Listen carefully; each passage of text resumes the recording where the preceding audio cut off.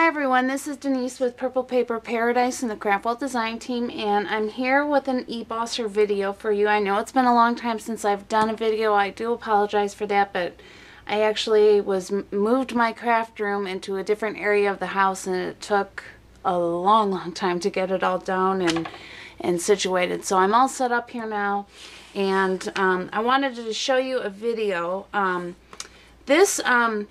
This is some sticky back fun foam. It's about 2 millimeters thick, and we were getting a lot of questions on cutting fun foam with the eBosser, and I've had no problems doing this either with the sticky back or without it. So I thought I'd show you how it actually works, because seeing is believing.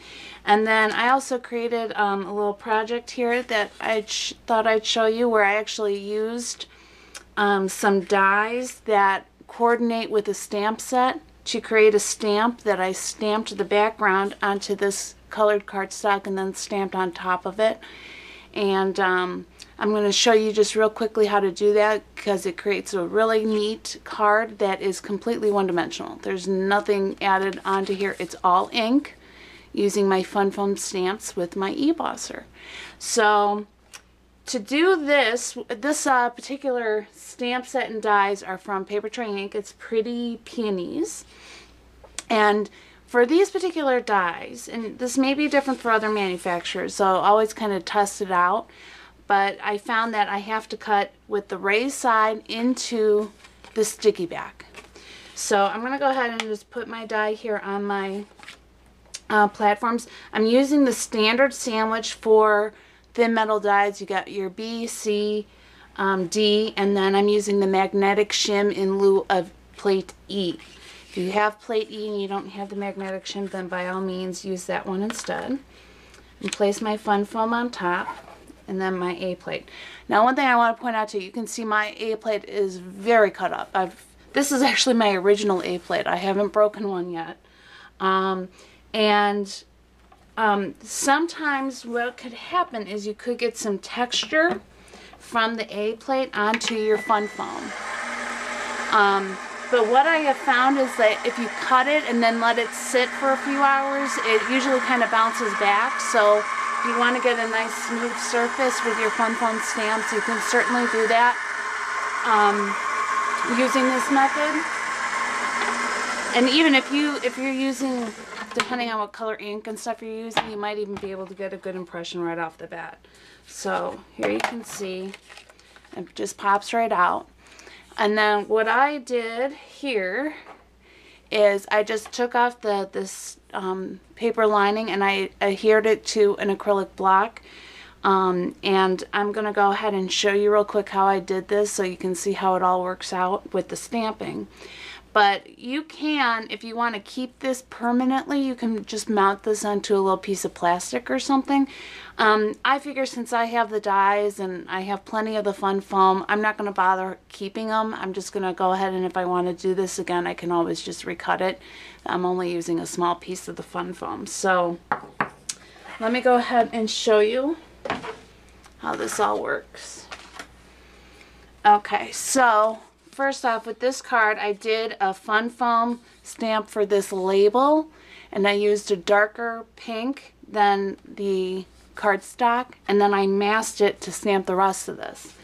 And I thought it'd be kind of fun to show you some of the different color variations. So here, this is like a pink. I used like a dark gray for the leaves, a pink color that's actually lighter than my cardstock, and then I used a red to do the outline. Here's another sample that I did on some blue cardstock, where I used like a navy blue for the leaves, again a blue that was lighter than my cardstock, and then I used a dark purple to do the outlining. And I thought I'd show you a third combination so you can see how this all stamps and puts together. I chose to, on each of these, to use white as my background, but you of course could use any light color. You just want to make sure that the colors you stamp on top of it are going to show up. So I'm using some white ink here, and you just really want to get everything nice and juicy on your stamp. I find that with these fun foam stamps, it works better if you stamp them up a few times, ink them up a few times, they seem to just give a better overall impression. And then because I got some ink on the black here, I'm just going to go ahead and just wipe off some of this excess so that I don't have any transference onto my cardstock. And then the other thing that I did, if you see here, I put like a little black mark there to kind of show me where the down was, just because this particular stamp, it's kind of hard to tell which direction it's supposed to go just by seeing this outline shape. And there you can see that impression there. And so now I'm going to add the leaves on. And I've got here, this is kind of like a gray-green color. And this is a dye ink. This last one, the white ink, was like a hybrid ink. But pigment would work too. You just want to make sure it's completely dry before you stamp on top of it. And I apologize if my head gets in the way here while I try to line these up. And I don't know how well I did there. Oh, I did pretty good actually. And you're going to see a little bit of the white actually transferred back onto the stamp. That's okay. It just cleans off. Okay, so then I really like using a lighter shade. So I've got this orange, and I've picked out like a lighter shade of orange to stamp the flower into.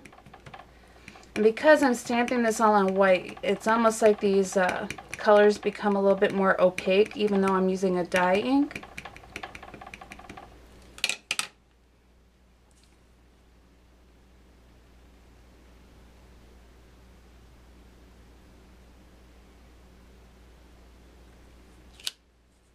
And there's that.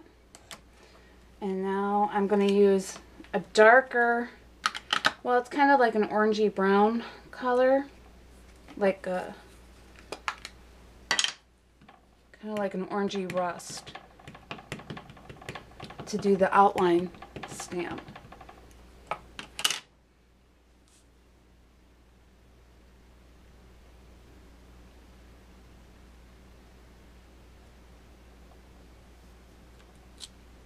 And I did not stamp that well at all, but there you can see the color combination and how that really just shows up really nice and bright on your colored cardstock, so you can get that full one page or one coverage on a single layer of cardstock, which is great for if you know, are doing mass production and you need to mail out a lot of cards.